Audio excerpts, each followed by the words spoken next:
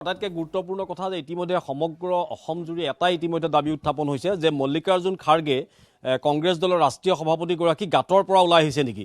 যোৱা 4টা বছৰত বৰ্তমানৰ অসম চৰকাৰখনে বিজেপি নেতৃত্বাধীন অসম চৰকাৰখনে প্ৰায় 1.5 লাখ লোকক চাকৰি দিছিলে আৰু মুখ্যমন্ত্ৰীয়ে 5 বছৰত 1 লাখ লোকক চাকৰি দিম বুলি কৈ 4 বছৰতে 1.5 লাখ লোকক চাকৰি দিলে, 1.5 লাখ নিবনুৱা যুৱক যুৱতীক চাকৰি দিলে।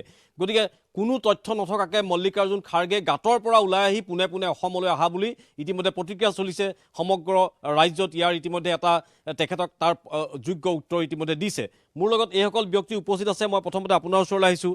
আটাইতকৈ এটা আচৰিত কথা যে এজন ৰাষ্ট্ৰীয় সভাপতি কংগ্ৰেছ দলৰ তেওঁৰ কোনো হাতত তথ্য নথকাকৈ অসমলৈ আহি কৈছে যে যোৱা দিনবিলাকত বিজেপি চৰকাৰে এটাও চাকৰি দিয়া নাই।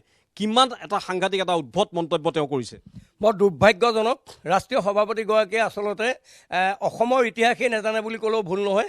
গাঁতৰ পৰা ওলাই আহিছে কাৰণ একোৱেই নাজানে। কাৰণ আমি মাননীয় দক্ষ মুখ্যমন্ত্ৰীগৰাকীয়ে আচলতে ভাবিব নোৱাৰা নজিৰবিহীন চাকৰি ইয়াত প্ৰদান কৰিছে আৰু নিকা চাকৰি একদম যোগ্যতা ভিত্তিত এটা পৰিয়ালে 2টাকৈ চাকৰি পাইছে।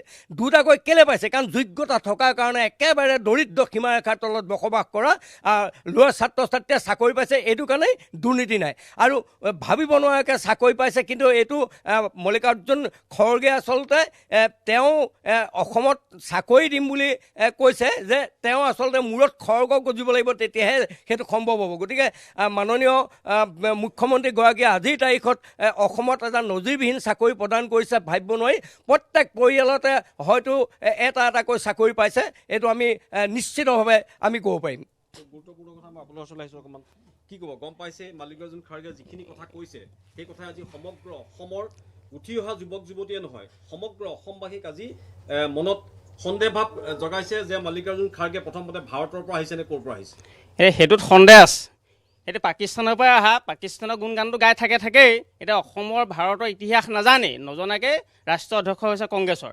আৰু এই ৰাকেশ পালৰ দিনত সেইটো চাকৰি দিয়াৰ এটা মানে ফেক্টৰী খুলিছিলে। পইচা কোনোবাই পাব 10,000 টকা দৰমহা, তাত 5 লাখ টকালৈকে ঘোচ লৈ সিহঁতে ৰাকেশ পালক মানে ইউজ কৰাই পেলাই গোটেই চাকৰি ফেক্টৰী খুলিছিলে পইচাত।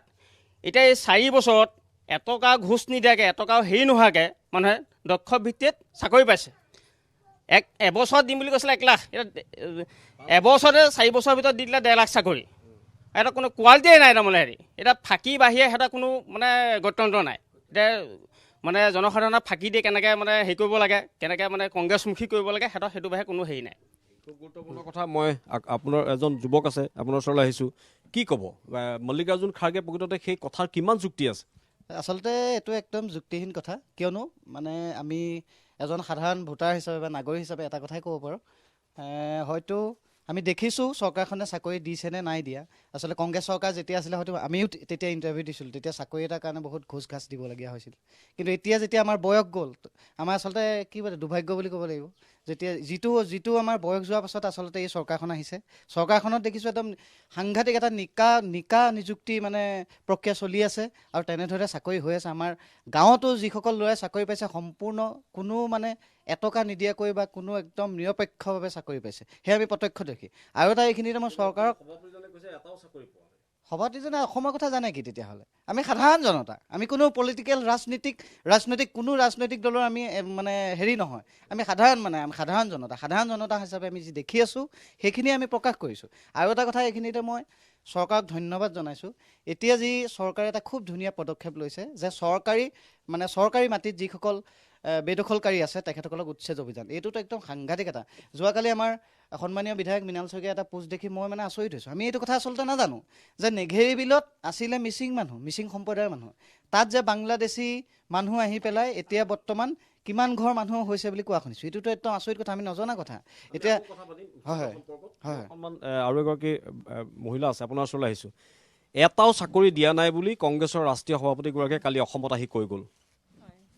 এই বিষয়টোত মই একেবাৰে নৎসাত কৰিম, কিয়নো বৰ্তমান আমাৰ বিজেপি চৰকাৰখনে 1.5 লাখ চাকৰি দিবলৈ সক্ষম হৈছে আৰু যিখিনি চাকৰি পাইছে, যিখিনি ল'ৰা ছোৱালীয়ে পাইছে, দক্ষতাৰ ভিত্তিত পাইছে, কোনো ঘোষ দিবলগীয়া হোৱা নাই আৰু একেবাৰে দৰিদ্ৰ পৰিয়ালে পাইছে। সেইকাৰণে আমি সকলো সভাপতিগৰাকী গম নেপায়, তেওঁ হতাশাগ্ৰস্তত ভুগিছে, সেয়েহে এনেকুৱা মন্তব্য আগবঢ়াইছে। তেওঁ হয়তো এই অসমৰ বিষয়লৈ একো নাজানেই চাগে। খুব গুৰুত্বপূৰ্ণ কথা, অসমৰ বিষয়ে একো নজনাকে তেওঁ এটা মন্তব্য কৰিছে যে এটাও চাকৰি বিজেপি চৰকাৰে দিয়া নাই। কংগ্ৰেছৰ ৰাষ্ট্ৰীয় সভাপতিগৰাকীৰ মন্তব্য কালি ৰাজহুৱাভাৱে কৈছে।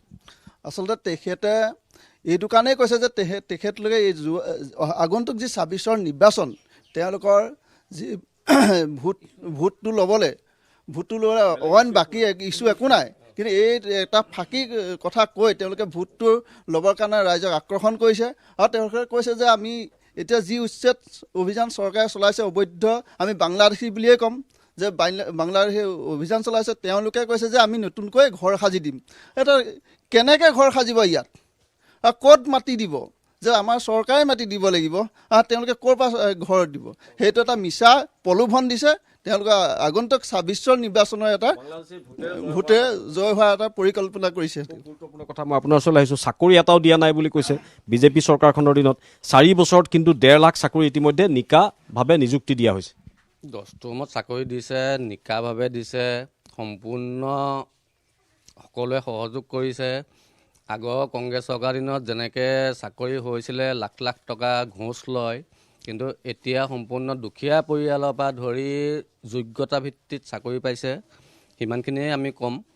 আৰু তেখেত নমুনা, তেখেত মল্লিকাৰ্জুন খৰগে বোলা মানুহজন হ'ল নমুনা। তেখেতসকলে একোৱেই নাজানে, অসমলৈ এইহে আহিছে, এতিয়াহে আহিছে, আৰু তেখেতক চিনিও নাপায় বহুতে, ময়ে চিনি নাপাওঁ। কিন্তু লাহেকৈ এতিয়া ছ'চিয়েল মিডিয়াত কেতিয়াবা দেখা পাওঁ যে তেখেতে যেনেকৈ কথা কয়, মানে কথা কোৱা কোনো ধৰণ নাই, কোনো কথা নাই, বতৰা নাই, তেনেকুৱা। গতিকে আমি তেখেতৰ কথাত আমি নাযাওঁৱেই। আমি যিখিনি নিজে দেখি আছোঁ সেইখিনি আমি সদায় দেখিয়ে আছোঁ।